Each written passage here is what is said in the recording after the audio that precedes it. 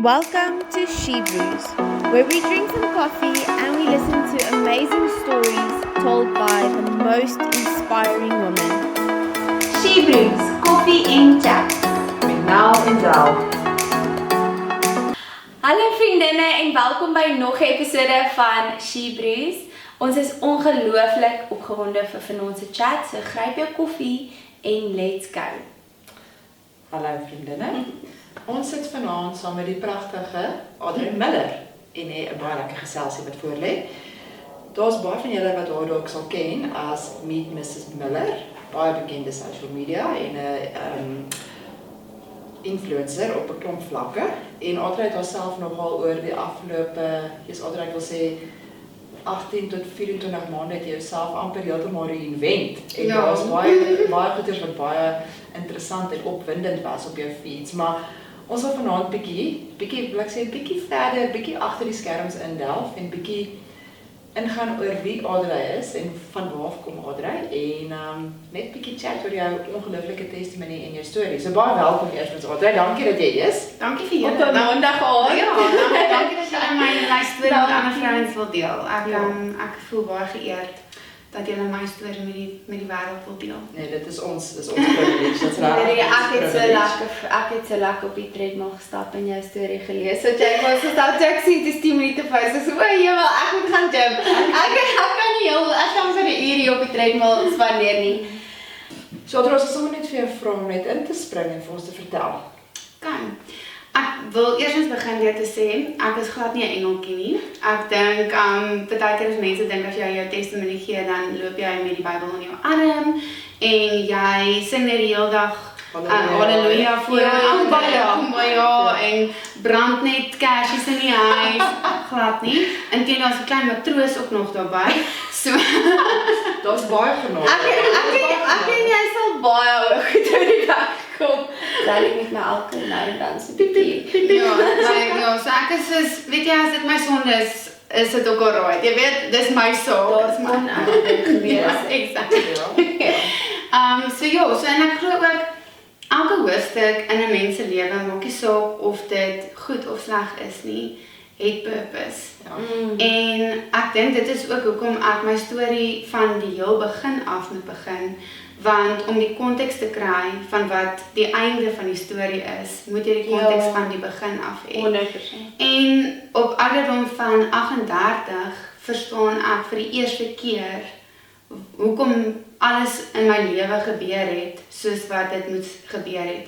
En dit is eintlik baie amazing om op 38-jarige ouderdom baie content te wees. Dis ongelooflik. Want ek dink dit vat vir baie mense baie langer tyd om 60 jaar om contentment te kry. Ek wil eintlik ook dit 'n stapie verder maak. Ek meen daar's baie mense wat Nooit nooit content weet is. wat dit voel om content te wees nie. They go to the grave met angs en vrees en wat contentment is nie eers in hulle vocabulary nie. Ja. So dis 'n verskriklike groot gift. Ja, en ek meen ons was Sondag eintlik by 'n meditasie, niks woo meditasie nie.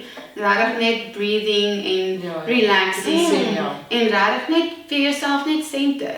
Dit was so lekker. Ek het geslaap vir 25 minute. Ek kan nie onthou nou laas ek so lekker diep geslaap het nie. Oh nee. En net daai was vir my en toe ons het journaling gedoen en daar was so 'n ding wat gevra is oor watse onwaarheid glo jy oor jouself wat maak dat jy nie kan vorentoe gaan in die lewe nie. En ek kon nie journal nie. Want daar is nie iets onwaarheid wat jy glo. wat ek oor myself hou tans in my lewe nie. En dis eintlik bevrydend.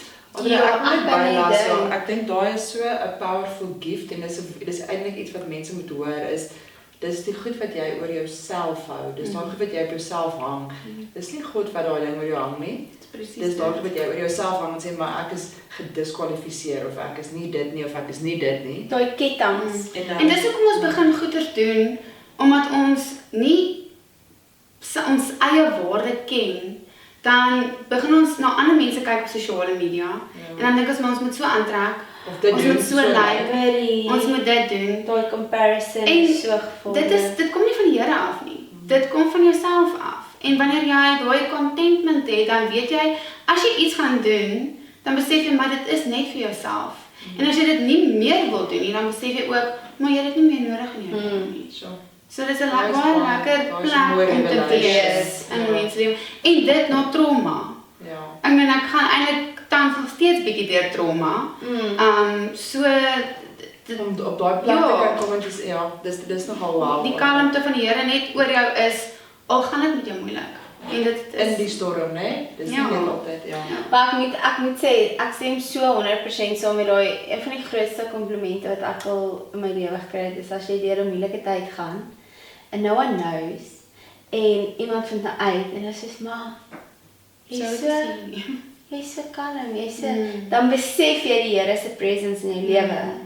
Want dan besef jy gee nog steeds vrede, kalmte, rustigheid, joy, gee jy af, even though jy weet It's not die from fine, you. ja, Ja. it's not from you, maar dis tog wat die wêreld op buite sien en dis actually so groot eer om 'n wessel te wees vir dit, want dit 100% sê vir my hoe very tasbaar Jesus in jou lewe is. 'n rolspeler. Actively, ja.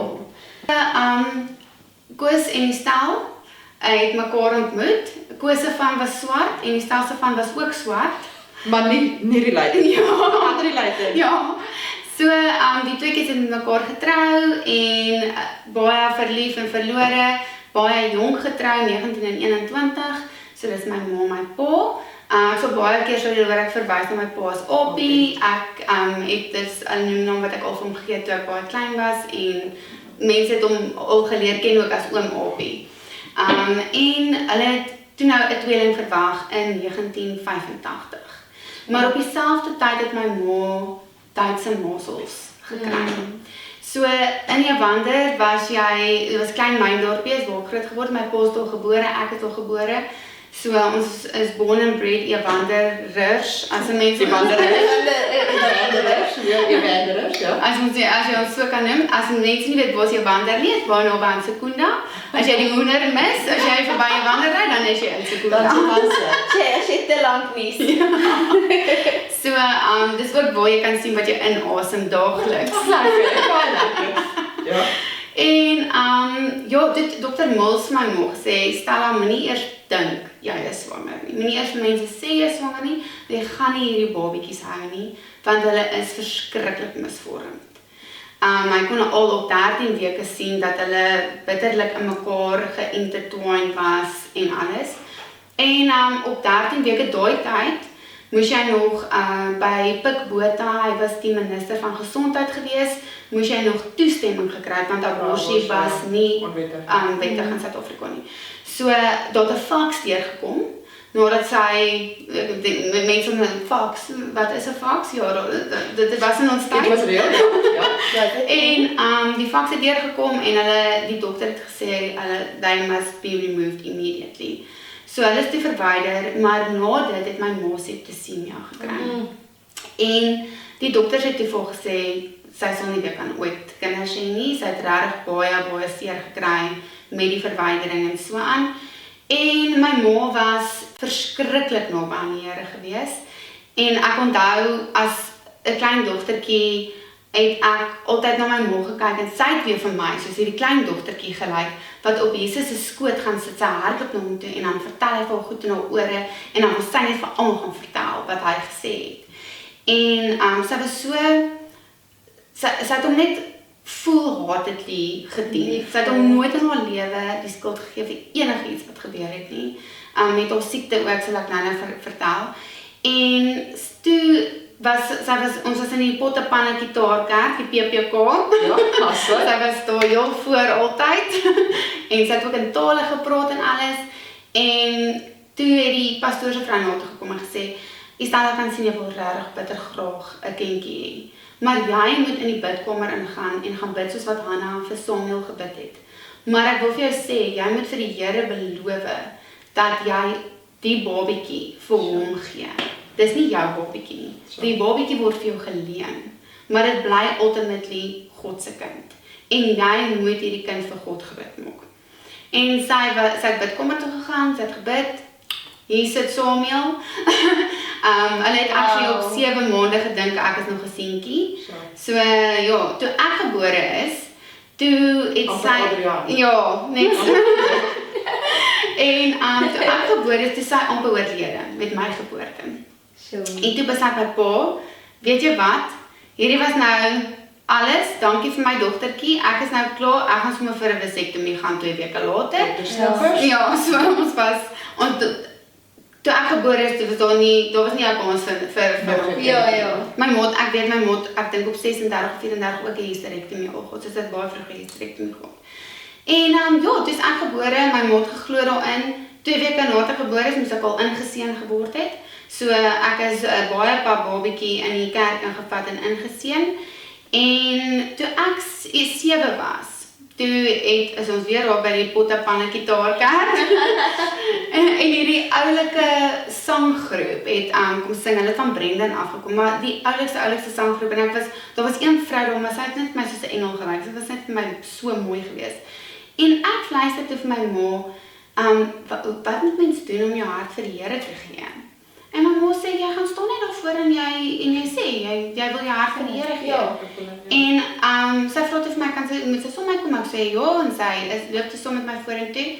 En een van die tannies wat toe nou sing, kom bid vir my, en op daardie stadium begin ek toe in tale praat. Op 7, Op 7. Wow. Maar ek onthou dit glad nie.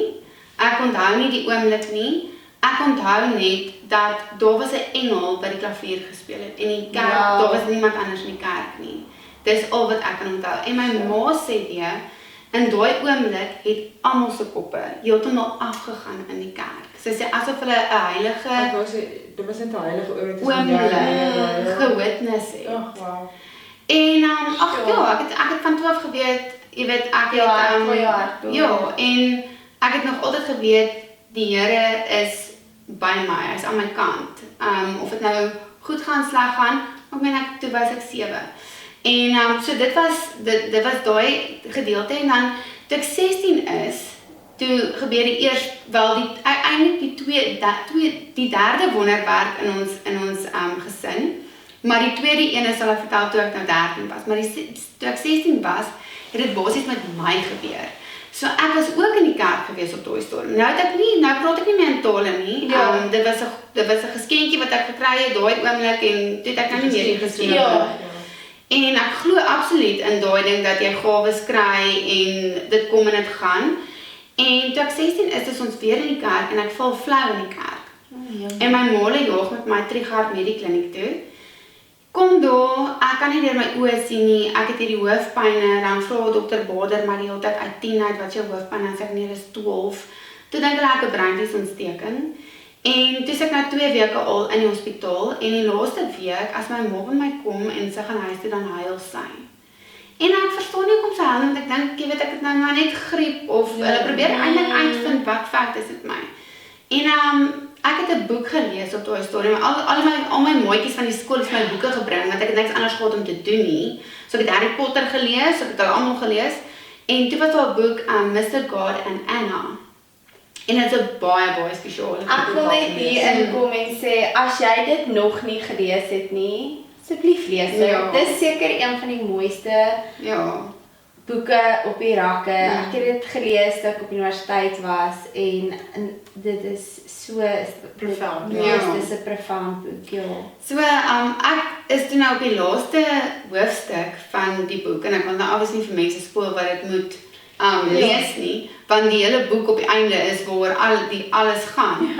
En ek besluit wel, ek wil 'n lekker oomblik hê as ek, jy weet, die laaste hoofstuk klaar lees, want dit was my so 'n mooi boek. En my ma het kom kuier en weer gehuil, en ek soos, okay, nee, ek wil nou weet wat aangaan. En sy sê vir my, nee, môre word daar nou 'n lumbar puncture goed gedoen. Die dokters vermoed dat ek leukemie het.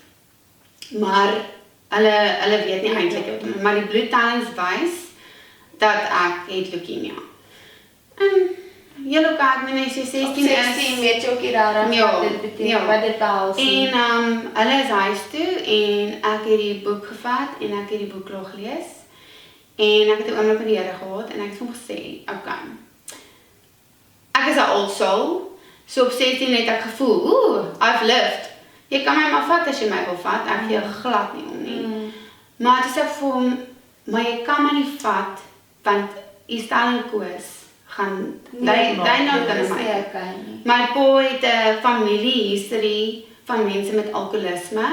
So ek het geweet Abby sou homself heel waarskynlik dood gedrink het en my ma sou iets aan homself gedoen het. Sy sou dit net dood eenvoudig dit- nie ek- survive nie. Ek weet want ons is net so die umbilical cord was net nog nooit gesny tussen die drie van ons nie. Ek is so beskermd grootgemaak. My ouers het my van kleintyd af daai oop kanaal gegee van kommunikasie. Ek het altyd geweet, kyk as ek aangejaag het, I'm gonna get it and I'm gonna get it good. Maar Maar hulle back maar voor ander mense was ek altyd net die amazingste en they had my back no matter what. So ek het geweet dit is vir my eintlik okay om foute te maak want hulle gaan my reg help. Ek gaan nie Hulle is jou guidance. ja, ek gaan nie wegkom daarmee nie. Ja. Definitief nie. Kyk, my ma was die strengste ma in die hele wêreld. Maar ek gaan nie wegkom daarmee nie, maar ek gaan nie so skuldig voel dat ek dit Dis met hulle kan net deel veilig om nie. na hulle toe te gaan met wat ook al jy aangejaag Hulle was het. my vangnek. Ja. En toe sê ek vir die Here maar en ek gaan hulle ook nie deur kyk ek het nogal demons gehad met die Here hierso op 16. Ek gaan nie deur chemo gaan nie. Ek gaan nie die mense deur daai ding ook sit nie. So of jy vat my vanaand of as ek môreoggend my oë oopmaak, is ek genees. Maar ek beloof dan om iewers in my lewe ook vir jou te werk. Ek weet nie waar nie, ek weet nie maar jy moet my gebruik. Iewers. Jy moet die deure vir my oopmaak. En ek gaan slaap. En die volgende dag het die dokters aangekom en ek het vir die 3 van dieselfde toetse weer en weer gegaan. En dokter Swanepoel onthou ek nog het nog na my ma toe dokter Swanepoel en dokter Fourie. Dokter Swanepoel dink ek was die oor neus en keel spesialis. En hulle het na my ekstra gekyk en het my ma gevra kan ons asseblief al ekstra hou. Toe sê my ma hoekom sê hulle want hierdie kolle wat op hierdie is en hierdie een.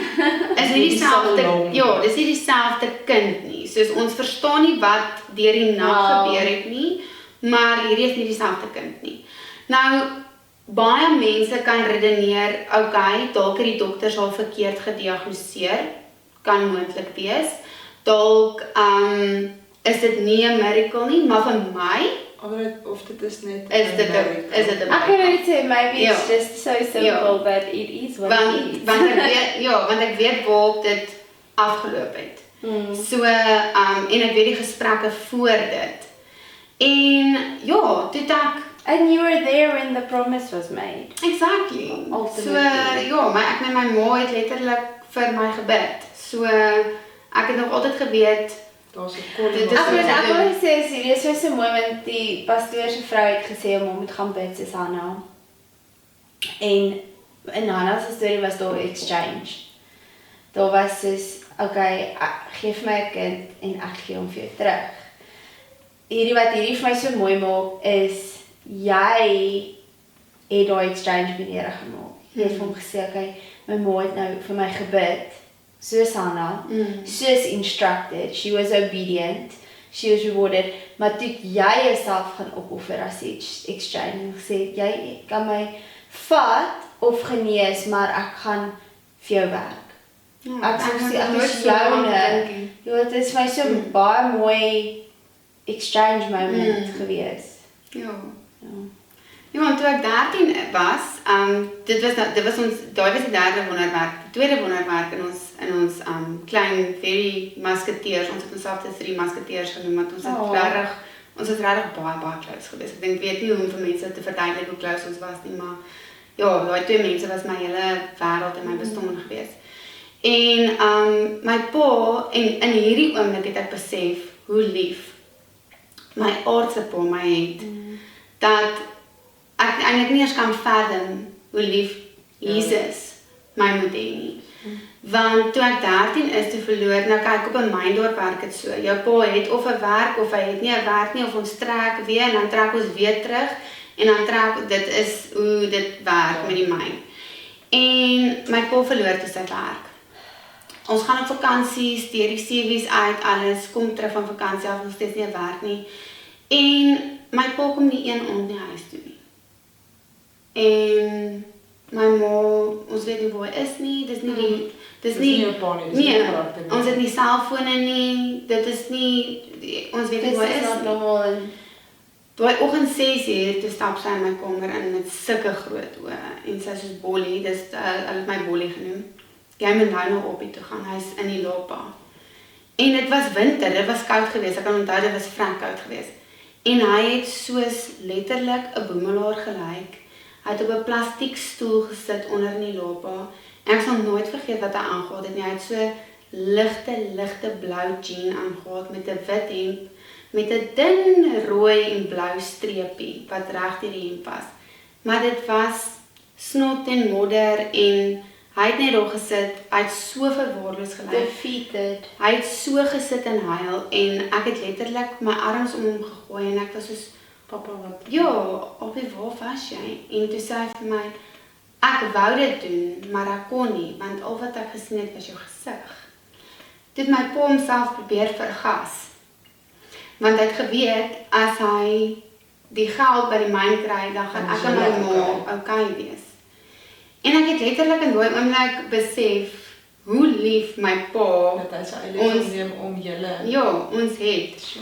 En ek meen, niemand in Evander het dit geweet nie. Mm-mm. Tot vandag toe nie, weet niemand dit nie. En ek is so dankbaar vir die Here, dat hy weer eens net sy engele om my pa Beskerm gehelp gehad het, want 2 weke later toe by die myn, en toe word hy die mynkaptein by die myn. Yes. So imagine, hy moes Dis deurgegaan het 'n met daai. verskriklike groot bevordering. Ja, en ek kan nog onthou toe hy by die huis kom en hy sê Sure. dit vir my ma. Dis ek soos, wow, ons gaan 'n nuwe huis kry, want as jou pa die mynkaptein Ja, dis 'n dan kry jy die groot ja. huis met die swembad en die tennisbaan en ons kry 'n nuwe kar en alles en my pa, ek sal dit nooit vergeet en my pa het vir my so gekyk en sê, Bollie, jy gaan nie vir een oomblik dink jy's beter as iemand anders omdat ek 'n nuwe werk het nie. Ons is net 3 mense, ons het nie 'n groter huis nodig nie. Ons gaan net hier bly. Ons gaan 'n beter kar kry want ek het 'n car allowance, so ons gaan nou nie meer 'n Jetta ry nie. Ja. En toe sê ek maar ons gaan dalk elke naweek gaan uit eet. Maar dis dit. Jy gaan nie vir dit gaan nog gaan changes kom. Ja. Ja, maar Maar ek wil net ook weer sê, jy sê altyd die goue draadjie. Ek weet ek noem dit in elke liewe episode, maar hierdie goue draadjie moet ek ook net gaan noem. Daar was weer exchange. Jou pa het daar gesit, defeated. En toe is daar weer reward. Ja. Daar was weer, dis vir my so, ek sien net altyd hierdie ruil transaksie tussen jou ma en die Here en toe is daar reward. En dis tussen jou pa en die Here en toe is daar reward. Want hierdie het gebeur toe jy 13 was, Ja. nê? Dit was die tweede miracle. En toe is daar 16 weer exchange. Ek my vel kry oral so en vleis en dit is letterlik dis asof die Here gekom het en elke een van jou gesin persoonlik kom ontmoet het. Exchange gemaak het van gee vir my jou hart. Hierso is die reward. Hierso is die joy, die passion, die purpose. Dis nou vir my vandag se goue draadjie. Wat Sally sê altyd, mens sien in elke mens se storie God se goue draadjie, hoe hy is prevalent bly deur jou ding. Ja, dis net baie cool. Ja. So dankbaar vir die hoof wat my toegelaat het om te bank. Omdat ek nie regtig geweet het wat ek wil doen met my lewe nie, het ek 11 vakke gevat op skool. En ek was nogal tamelik moeg geweest. Just in case. Ja, dan ry ek huis toe. Ek het eintlik net gebly vir 'n triple wiskunde en dan ry ek huis toe. Want wiskunde was nie die bank nie. Maar was ook nie my chommie nie, nee. So Tydsbespandeer, ja. en dan gaan ek huis toe en dan sal ek was 'n naguil geweest op my hele lewe lank eintlik. Ek dink ek sê ek het insomnie, maar ek is eintlik 'n naguil. So ek kan regdeur die nag werk tot 4 uur Maar in die dan wil jy oggend, die dag maar dan doen. wil ek in die oggend dan iewers in die dag moet ek slaap. En dan in die middag het ek nou nog sport. Ek kan baie relate met dit. So dan gewoonlik het ek Altyd was in skoolure. en so in skoolure het ek gaan slaap en dan het ons weer gaan sport doen en dan Party mense is slaap raar gaan. net ons is gemaak vir klein dorpie lewe. Ons sou nie survive het iewers te ernstig. En ja, toe is ek universiteit toe, wat rof was, natuurlik vir my ouers, veral my ma, Want my pa het ook laat sy ophou werk toe ek hoërskool toe gegaan het, omdat ek so besig was. En toe sê ek, ry net asseblief vir die kind rond, want soos sy korte chauffeur, want sy doen net te veel goed. En so sy het nog 7 jaar nadat ek op varsity was, het sy nog elke Sondag gehuil. As sy vir my moes baie sê, dit was vir 'n baie tyd. Ek kan onthou, as ek in die aande uitgegaan het op varsity ook, dan het ek al 10 uur in die aande vir haar WhatsApp gestuur en sê, mamma, ek's veilig in my bed. Want ek het geweet sy wag vir my, maar ja, dan slaap ek 4 uur. Ek gaan nou dis, ek is slaap. Ek's veilig. Ja, maar, en dan sê sy vir my, ek kan my bolie met lekker slaap, maar dan sê ek soos, nou van ons Bietjie later. Ja, maar dankie mamma. Ja. Jy het gaan drama swat, hè? Ja. Okay. En dit was, jy het gesê op 'n stadium, jy het spesifiek gaan drama swat want jy het hierdie doel in jou kop gehad. Ja, ek het drama gaan swat want ek wou famous wees. Ek's baie eerlik daaroor as ek dit sê, want ek is so content met myself dat ek actually dit kan sê. Ja. En die rede was nie net om op die Sari se voorblad te wees nie, maar ek het hulpkunde gedoen ook in 2009. En toe het ek R250,000 ingesamel vir Joel daardie jaar. En toe wen jy meer vir liefdadigheid. Ja, dus ek meer vir liefdadigheid.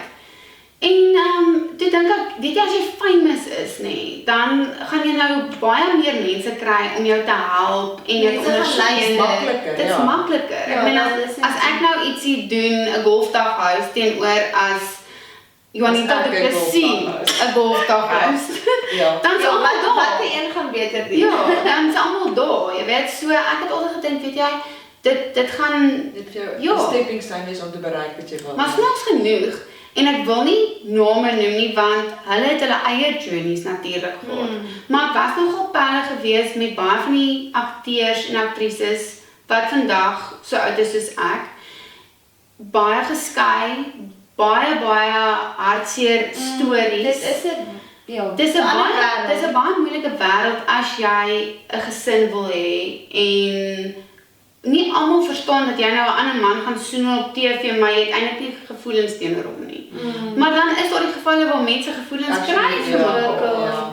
En dit is so 'n aardige plek om jouself eintlik oop te maak daarvoor. En ek het vandag eendag besluit, maar dis nie eintlik wat ek wil doen nie. Soos ek wil, as ek getroud is, net my man soen wees. Ek wil nie iemand anders soen nie. En daar's niks verkeerd daarmee dat ander mense, maar vir my, dit was vir my belangrik, dat my man nooit moet voel, he's not worthy. En ek het toen nog nie eens my man gehad nie. En dan gaan ek vir al die audisies, en ek is nou kwaad vir die Here, want ek my die talent gegee, maar ek kry nie my binnelanders audisie nie, en ek kry nie my 7de laan audisie nie, en ek gaan vir 'n raga woman, of ek weet nie whatever nie, en ek kry top 10, maar ek kry nie nommer 1 spot nie. En toe sê ek soos, weet jy, is okay.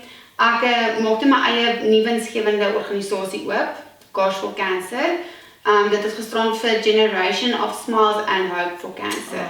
Sure.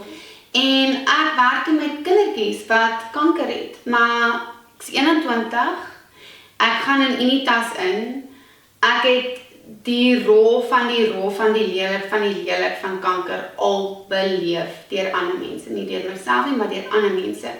Ja, jy sit nog by 'n seentjie en speel, en dan ewe skielik hoor jy Code Blue. En mense hardloop in jou kamer, en dis dokters, dis verpleegsters, jy gaan staan in 'n hoek, 'n ma staan in 'n hoek en verloor haar kop, haar kind lê op 'n bed, moet drips inkry, moet ge-CPR word, om 21 te wees, en daai goed al te beleef het. Dus kom ek sê ek's 'n old soul, want ek het al goed gesien wat ander mense nog nie gesien en beleef het nie. En daar's een dogtertjie vir wie ek verskriklik lief was, Lia, ek was lief vir al my kinders, maar Lia was regtig, Lia was ons liones gewees, want hom het my 3 keer gebel, Lientjie, om vir Lia te kom baie sê. En dan gaan jy in die tas toe, en dan trek jy nou jou jasie en jou goed aan, en dan sit ek nou by my dogtertjie, en daar is nie haar om te vryf nie, so jy vryf maar die koppie en jy vryf jou handjie. En Lea is vandag 'n beautiful Oh, wow. 18-jarige dogtertjie seker al. Ja. Precies. Haar pappa is ongelukkig oorlede net nadat sy eintlik in remissie gegaan het, joggie. Baie lief vir die Celeers. Ek meen om nou nog oor hulle te kan praat en te kan hoor en te kan sien hoe dit met hulle gaan is amazing. En dan het ek baie stories van ander kinders ook, maar dan daai was een van die wat my regtig geraak het. Baie bly. En dan die Audrey was, daai het my gebreek. Sy was 13 gewees met borskanker. En ek het hulle anders geweet ja, dat jy borskanker kry nie. en ek het hulle One Direction toe gevat nog. Die Sunflower Fund het vir One Direction kaartjies gegee vir al die kankerkindertjies en hulle vra toe iemand wat ouer is om hulle te chaperone en ek sê ek sal hulle chaperone. Saam met al die kankerkids One Direction toe. Mal, ek dink nie my ore het al ooit so gesuis in my lewe nie. En Omola besluit om vir 'n groot My Sweet 16 te hou. Dankie tog hulle het. Sy het dit was amper 'n klein mini troue geweest. Sy het hierdie verskriklike mooi balrok aangehad en ons het gereël vir haar grimering om gedoen te word in die mooiste pruik en 'n kroon en alles en haar mamma Anlie sou gereeld vir my gesê het die Audrey is weer opgeneem, dan sal ek nou gaan kuier by Little Company of Mary of dan sal sy vir my stuur, jy weet ons is weer terug by die huis. So hulle was baie in en uit, baie in en uit. En die een dag te stuur sy vir my, die Audrey is huis toe. Ek in my onkunde stuur prys die Here. Ja, want ek weet wat jy Ja, ek sou dit ook En sy stuur vir my terug, nee Audreytjie, ek dink jy verstaan verkeerd. Sy het haar engelvlerke gekry. Maar daai, ja, meneer Vleis, daai was my hart gewees, want ja, ek was baie lief vir daai kind gewees. En ja, dis ek en Brett getroud. Dit het jy vir Brett ontmoet. Ja, so dit ja, hoe het julle ontmoet is dit is eintlik ook nog 'n hoofstuk. So ek was voor dit in 'n baie donker verhouding. Waar ek nie eintlik wil aandag gee nie, want heeltemal oor dit. Ja, Maar dit was daar. Maar dit was daar. dit was 'n klein kort chapter. Ja, maar mense moet Hy staan in die boek. Chapter 11. Ja, niemand gee reg om oor hom nie. Ja. Want daar's nie eintlik eers 'n testimonie uit hom. Wel, ag, daar is 'n testimonie. Brett was my saving grace. Maar regtig emosionele abuse en toe physical abuse en ja, so maar toe kom Jesus en hy bring Brett. En Brett is totaal en al my saving grace. En nie hoe het ek en Brett ontmoet nie. Ons was albei poepdronk gewees. Ons was nie in die kerk, ons was nie voor in die kerk. Dis Besig om te worship team ontmoeting. Nee, ons was poep dronk gewees. Ek het hom so hard gevry in Chef's ontdek en ek het nie eens geweet wat is sy naam nie. Maar hy was so mooi, oh my word. En ek het hom net so getik op sy skouer en ek was soos, het jy 'n meisie? En hy soos nee, ek soos ek gaan jou nou vry. Ek gaan jou meisie wees. En dan word ek sy vrou 8 maande later. Oh wow. Ja. 8 maande later. 8 maande later toe vra my om te trou. Ag ja. En vandag is julle al hoe lank getroud? Ons is nou volgende jaar die 27ste Februarie is ons 10 jaar. Oh wow. Ja. Dis wonderlik. Ja, so hy was totaal en al my saving grace gewees. En ja, beautiful troue gehad en die lewe kan net beter raak nou van hier af, nee. My maale is so lief vir Brett, noem hom al seun nog voordat ons getroud is. Hy en my pa het beste vriende geword. Om jou idee te gee, ek het letterlik met my pa getrou, want Brett verjaar 3 dae na my pa. So, Same. ja, selfde persoon. My pa het net nie al die geduld altyd gehad, wel met my, maar nie met iemand anders nie. Maar Brett het baie geduld. Hy het verskriklik baie geduld. Hy is die rustigste, sagste mens wat daar is. Hy het net jare se geduld, soos 'n sloth. Nou gaan die geduld. En dan het hy hierdie vrou. Ja, en toe tref kanker ons huis. Met my ma. En sy het al begin siek word voordat ons getroud is, maar jare later het ek uitgevind sy wou nie dokter toe gaan nie, want sy het eintlik vermoed verwag, ja. sy het kanker, maar sy wou gehad het ons moes eers trou. So ons is getroud die Februarie, die Mei maand, toe gaan ons huis toe. Ons het aan tafel gesit soos altyd en ons wou eet en ons het klaar gebid en my pa sê toe, hy wil vir ons iets sê en ek is okay, en hy sê toe, Shane, daai man, mamma het kanker, maar die arme man kry dit amper nie uit nie en hy het so gehuil en ek was baie kwaad geweest. Ek het letterlik van die tafel af opgestaan. Kyk as al my ma, het was net soos soeke engelmens. Sy het in my brein het sy dit nie verdien nie. Enigiemand anders net nie sy nie. En ek het uitgehardloop buite toe in ons Ewanderhuis nog en ek weet ek het op die Here gaan skree en ek het vir hom gesê ek's klaar met jou. Net so. En my ma het uitgestap en sy het my vasgehou toe sê sy, jy kan nie dit sê nie, want hy is die enigste ene wat my nou gaan kan help. So jy kan nie hierdie doen nie. Sorry, ek het gou interrupt, nee. Dit laat my net nou dink aan Jesus, toe hy daar moes opstap met sy kruis op sy rug. Ja. Verstaan jy daai gevoel van dit is nou, ja, ek is... Why have you forsaken me? Ja, en ek dink dit is, en ek het dit al 'n paar keer raak gelees, maar dit is net so, daai ding wat jy voel van God het jy my verlaat, hy is daardeur. Jesus is daardeur. Ja. So hy weet hoe dit voel. Ja, sorry, dit is net vir my, ja. Ja. En ja, toe wil hulle my ma opereer op my verjaarsdag, die 11de Junie.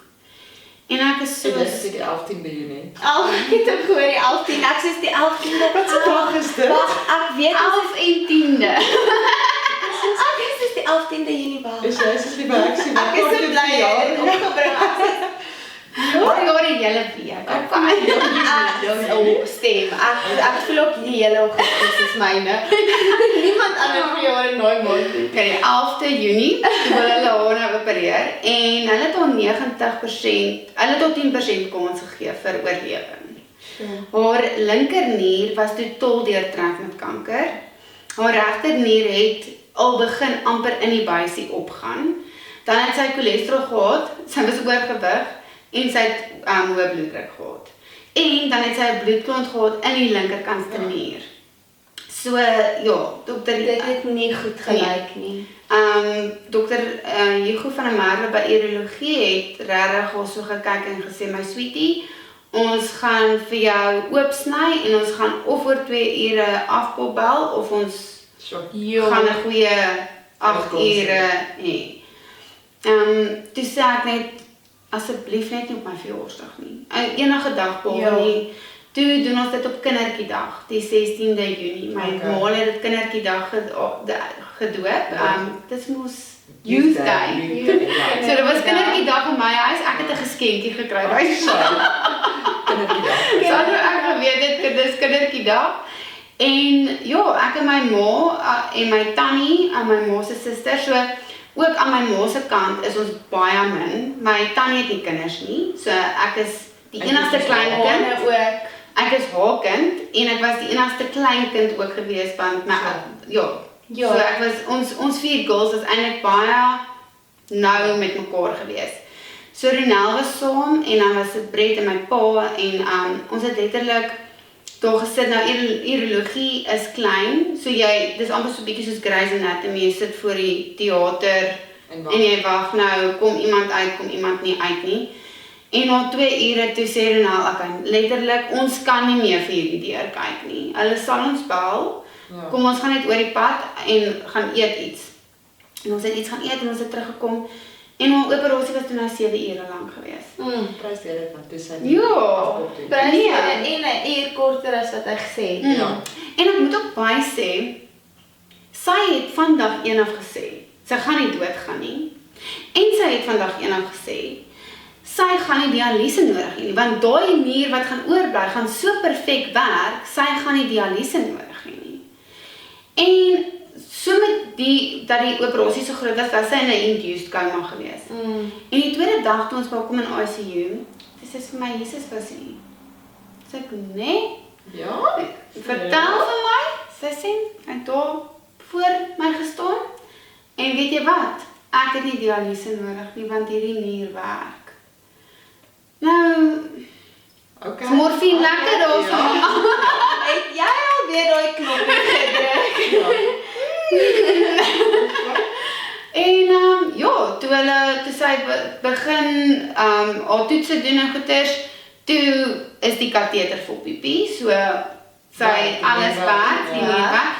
So toe werk daai klein stukkie nier 38%, toe moet hulle die port uithaal, toe moet sy ingaan die 2 weke later, om die port uithaal, want toe kry sy nie dialyse nie. Ag, Jesus, En in daai tyd het sy toe nou gestaan vir die DA raadslid in Evander. Wat? Postertjies oral opgesit en sy het dit toe nou gewen ook, daai jaar. So. Toe word sy die DA raadslid in haar wijk.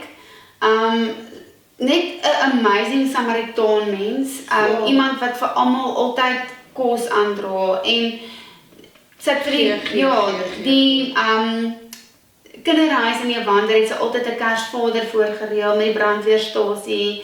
Sy het ook gereël vir die Kersvader in die dorp en dan deel hulle vir kindertjies sweeties uit in die straat en as daar iets was my ma se naam altyd daaraan gekoppel. Betrokke. Ja.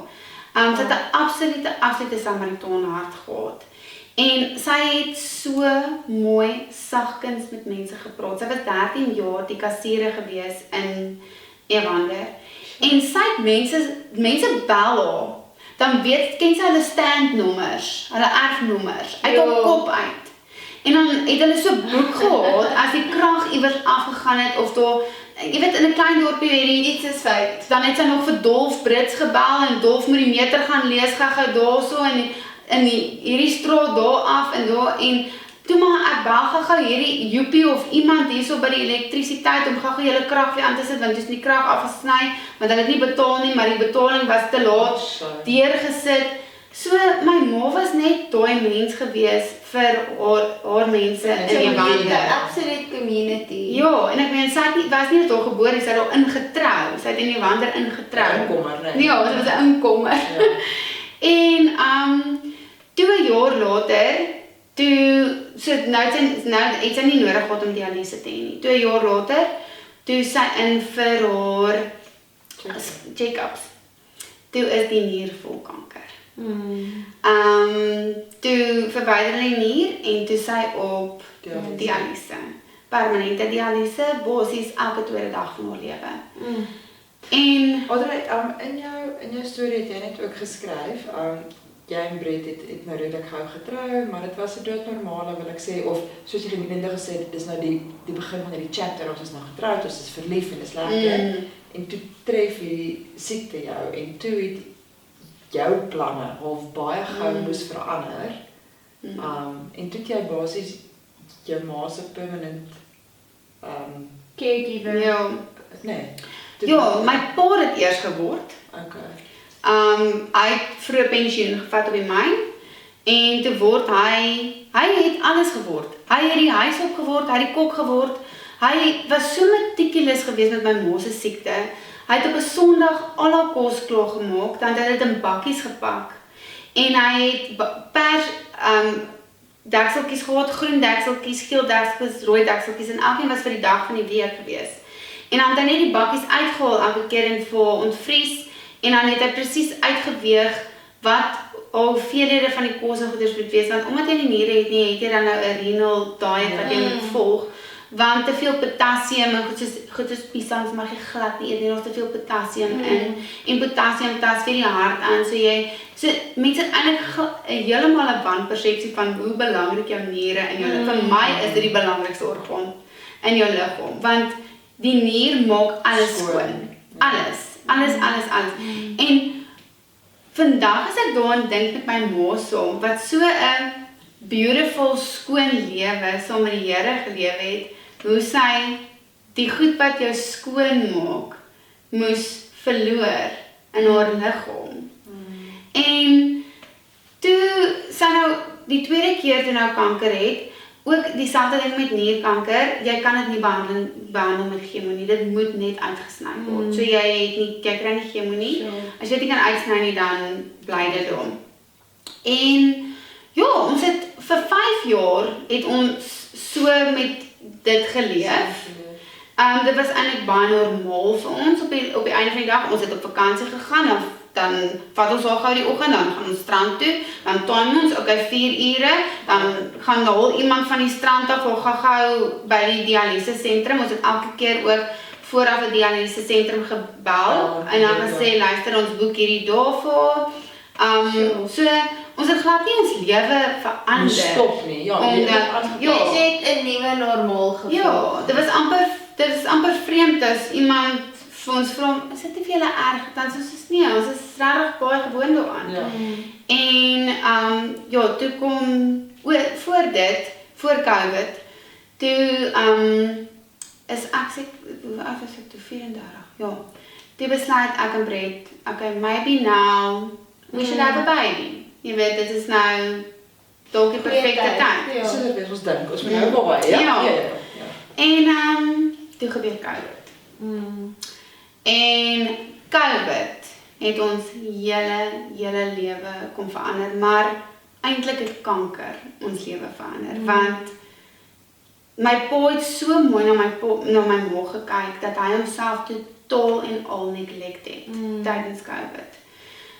Ons het nie probeer om by hulle te wees nie, ek het verskriklik gehuil in my tyd, want ek het ten minste my ouers 2 keer in 'n maand gesien, al het ons 140 km van mekaar weggebly. COVID was vir my baie rof gewees. So erg dat hulle eendag, omdat hulle in Mpumalanga gebly het en ons Gauteng, die grense. Ja, die oomblik waar daar 'n grens tussen jou was. In Leandra was daar 'n padblokkade gewees. Maar toe, gelukkig, die een dag met my ma eintlik na die dokter toe gaan. So toe kry hulle 'n permit. En toe het hulle vinnig by my 'n draai gemaak, en toe is hulle weer terug huis toe. En ek wou eintlik nie by hulle kom, omdat ek toe nou 'n kleuterskooljuffrou was, en jy weet nie wat se gogos dra jy weet nie. En toe kry my ma by die blerrie dialyse sentrum, toe kry sy COVID, want een van die ooms het nie gesê hy is siek nie. En sy steek toe my pa aan. Maar die twee jok toe vir my. En sê, jy weet, hulle is okay, en dis Mommy, laat jou worry nie. Alles is honkie-dorie daar by die huis.